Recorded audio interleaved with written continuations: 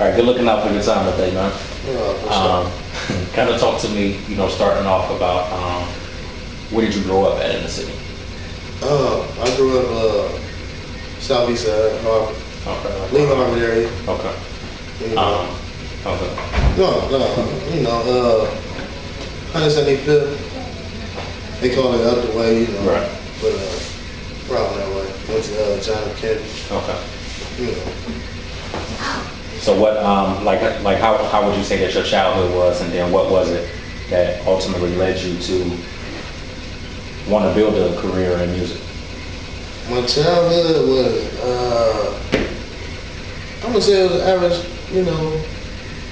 neighborhood kid, middle class, real into sports, you know what I'm saying?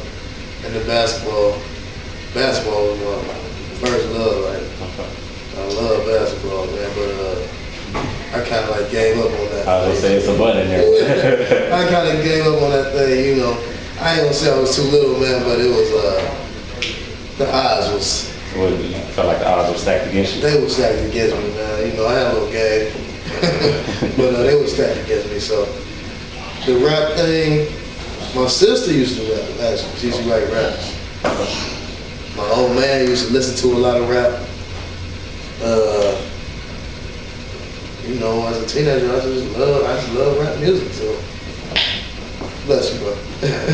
I love rap music, so I just got into it. Like, you know what? I can do this, man. I can do this. Because as I became, in my later adolescent years, like I pretty much do some of the stuff that they talking about. Right. I know what it's about, so I feel like I can say that. I can say it, from my heart. Right. You know what I'm saying? So how did you get your start? Like how did you actually put into it and get started?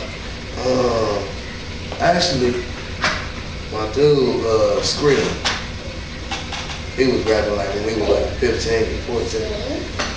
And we was like, man, he the coldest thing. Like, he was cold. Like, he was rapping with all the old cats. Like, he was cold. And he kind of like influenced me, like, to get started. Like, you know what I'm saying?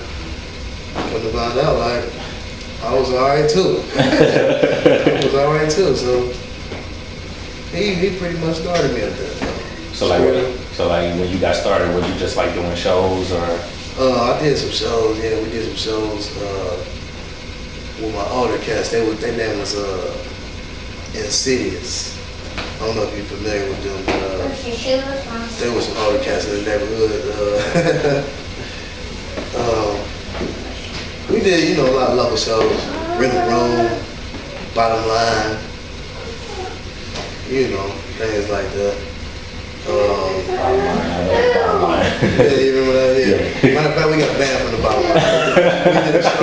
We did a show at the Bottom Line, man. Oh man, it was like a whole gang of rappers, and it was like we were like the last act. I don't know how we ended up being the last act. But we came on stage, tore it up. Like, how you get banned from the Bottom Line? Threw the mic down and broke the mics, like, We pretty much made our mark back then. That was like in 2003, man. Revenue. Yeah. And they told us not to come back. Suave got it. But, we cleared it up. We cleared it up. We good now. We good now. Okay. We good now. So what was like your next step, or what was it, or what basically catapulted you to now? So like where, I see that you're really out there, and I checked out your MySpace, and I've seen the different stuff that you had on there, and the CD covers and whatnot. Actually one at a gas station or something. So right, what got you to that point, and then ultimately to right here? Well, actually when I first started though, it was kind of like we was all just, like I said, we just felt like we could do it. It was kind of like BSing with it though, And I realized, like, you know what, like, we can really get some money off this. Like, if ain't nobody else gonna take it serious, I'm gonna take it serious, and I'm gonna just keep going. You gotta be consistent. Consistency, that's what makes you successful. Yeah, so I figure, I gotta stay consistent, keep working, keep my face out there. So, there it is. So like what type of things are you working on right now? Like is there another album in the works, or what's going on with you right now? I got a CD out called Grandz. That's just pretty much me, a couple of my dudes on there. It's like an album. I released that probably like almost 2 years ago. Okay. Had a release party and everything. It turned out nice. Came with a mixtape, H&IC. Me and Steph Floss, shout out to Floss. He blessed me with the hosting the mixtape. I'm working on part 2 right now. H&IC part 2. I also got another CD in the making called Joe Francis.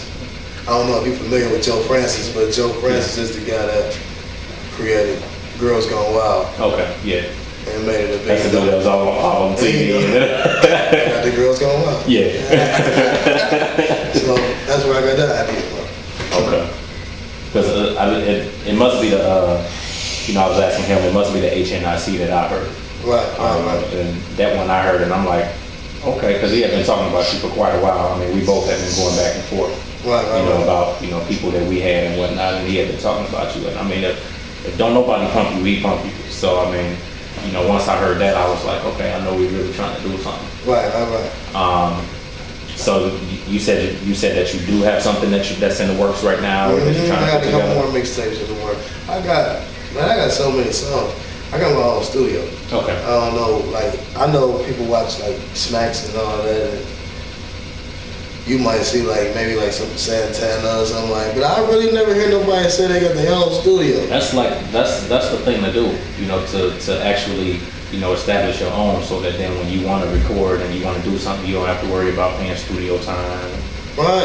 All this money to do that. And a lot of cats, they're not really on that until all their money going. I'm on that. I'm on that. I learned that a while ago that we ain't paying no studio time. Right. We need to record it. I need to record it. My luxury. I'm recording. Right. Non-stop. I ain't about to leave. Like, I'm not about to. No, my time ain't up.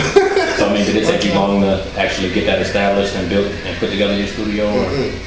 Not at all. My dude started out with us. My dude, C. Mays, he started out with the studio.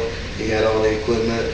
He kind of like fell back, because he kind of felt that we wasn't serious enough. Okay. That's one reason why I got a little more consistent, like, and working a little harder.